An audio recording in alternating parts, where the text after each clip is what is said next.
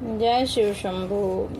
ओम ह्रीम ओम नमः शिवाय। आज हम जानेंगे शिव शंभू के समर्पित प्रदोष व्रत के बारे में। भगवान भोलेनाथ के अति प्रिय व्रतों में से एक है सोम प्रदोष व्रत।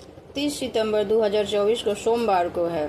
प्रदोष काल सूर्यास्त के 45 मिनट पहले और 45 मिनट बाद को माना गया है। प्रदोष समय का समय भी महादेव को समर्पित है। इस समय महादेव कैलाश पर्वत पर नृत्य करते हैं और उनके तीनों नेत्र खुल जाते हैं और तीनों नेत्र से तीनों लोगों को देखते हैं।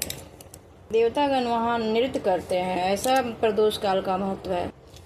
हमारे सनातन धर्म में भगवान शिव की उपासना को बहुत महत्वपूर्ण माना गया है। भगवान शिव की उपासना करने से सुख समृद्धि की तथा आशीर्वाद मिलता है। साथ ही भगवान शिव को समर्पित उपवास का पालन से भी हमें बहुत लाभ होता है। वर्तमान समय में पितृपक्ष चल रहा है। इस दौरान प्रदोष व्रत का महत्व और भी बढ़ जाता है। प्रदोष व्रत कलयुग में अति मंगलकारी और शिव की कृपा प्रदान करने वाली है। माँ की त्रयोदशी तिथि को काल को प्रदोष काल कहा जाता है।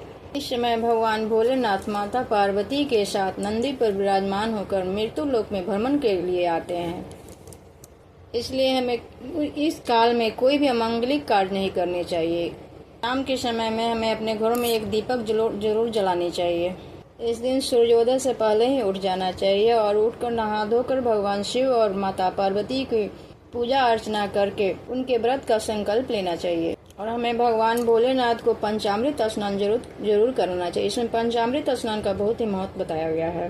बेलपत्र, फूल, अक्षत और धूप दीप आदि भगवान भोलेनाथ को समर्पित और माता पार्वती को करनी चाहिए। इस व्रत की महिमा ऋषियों ने एक गरीब ब्राह्मणी को बताया था तथा उस ब्राह्मणी ने इस व्रत को किया। इस व्रत के प्रभाव से विदर्भ के राजकुमार जो अपने राज की वापसी मिली और उसका जीवन सुखी हो गया। इस कथा का महत्व यह है कि व्रत रखने वाले भक्तों के जीवन में सुखमय बदलाव आते हैं। इस कथा को सुने बिना प्रदोष व्रत पूरा नहीं होता, इसलिए इस व्रत में इस कथा को अवश्य सुननी चाहिए। एक दिन ब्राह्मणी घर वापस आ रही थी। उस रास्ते में घायल एक लड़का को देखा। वह लड़का विदर्भ का राजकुमार शत्रुओं से घिरा हुआ था। तब उस ब्राह्मणी ने उस लड़के को अपने घर ले आई। कुछ दिनों बाद एक गंधर्व कन्या अंशुमती राजकुमार को देखकर मोहित हो गई। अंशुमती ने अपने माता पिता को राजकुमार से मिलाने के लिए आई। भगवान शिव ने अंशुमती का विवाह कर दिया। ब्राह्मणी के प्रदोष व्रत के प्रभाव से गंधर्व राज की सेना ने शत्रुओं को खदेड़ दिया।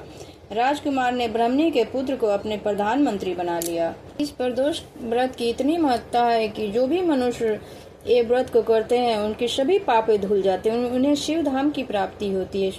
सुहागिन स्त्रियों का अटल सुहाग होता है। जो भी कामना लेकर कोई भी इस व्रत को करता है उसकी सभी मनोकामनाएं भगवान भोलेनाथ पूरी करते हैं। सनातन धर्म के अनुसार भगवान शिव की उपासना को बहुत महत्वपूर्ण बताया गया है। भगवान शिव की उपासना करने से व्यक्ति को सुख समृद्धि तथा आशीर्वाद प्रदान होता है। साथ ही भगवान शिव को समर्पित उपवास का पालन करने से लाभ ही लाभ मिलता है। इस दिन हो सके तो अपने आसपास के मंदिर में जाएं और एक लोटा जल भगवान शिव को समर्पित करें।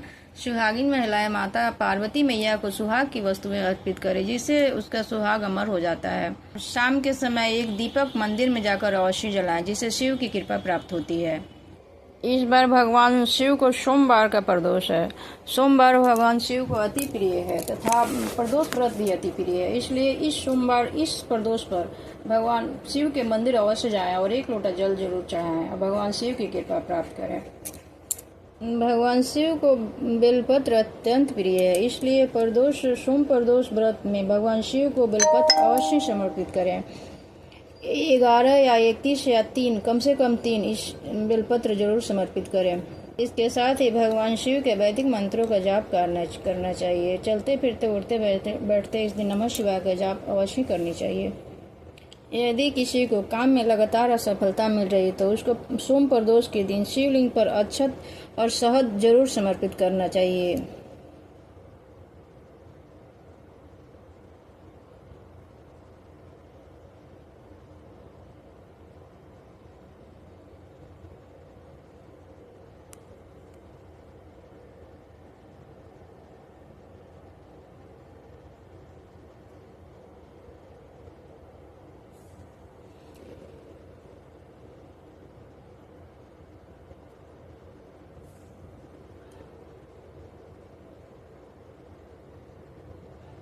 इस उपाय को करने से जीवन में सफलता ही सफलता मिलेगी और हर विघ्न बाधा दूर होगी।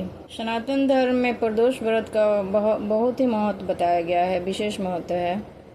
इसलिए इस दिन भगवान भोलेनाथ की पूजा अर्चना अवश्य करें। भगवान भोले हैं, वो अति शीघ्र ही प्रसन्न होने वाले देव हैं। इसलिए इस दिन हमें भगवान भोलेनाथ की कृपा अवश्य प्रदान करनी चाहिए। हमें मंदिर या घर पे जैसे भी हो पूजा करनी चाहिए।